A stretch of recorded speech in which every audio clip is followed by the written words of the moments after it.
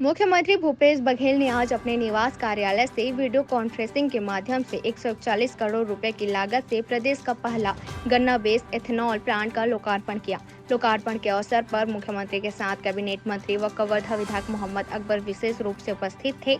राज्य शासन द्वारा कबीरधाम जिले में प्रदेश का गन्ना बेस्ड सबसे बड़ा और पहला एथेनॉल प्लांट की स्थापना की गई है। एथेनॉल प्लांट की स्थापना भोरमदेव सहकारी शक्कर कारखाना की खाली भूखंड की 35 एकड़ भूमि के निर्माण में किया गया है। उल्लेखनीय है कि मुख्यमंत्री भूपेश बघेल की कृषि पर आधारित एथेनॉल उद्योग ड्रीम प्रोजेक्ट है। मुख्यमंत्री भूपेश बघेल ने कहा कि गढ़बो नवा छत्तीसगढ़ का संकल्प लिया गया था, उसे पूरा करने के लिए हर संभव प्रयास सरकार द्वारा किए गए हैं। इसके साथ ही प्रदेश में जहां एक और अधोसंरचनाओं के विकास के लिए अनेक निर्माण एवं विकास मूलक कार्यों को स्वीकृति प्रदान किया गया है, वहीं दूसरी ओर शिक्षा स्वास्थ्य के क्षेत्र में महत्वपूर्ण कार्य करने के साथ साथ रोजगार मूलक कार्यों को भी बढ़ावा दिया गया है। देखिए कवर्धा से डॉक्टर मिर्जा की रिपोर्ट।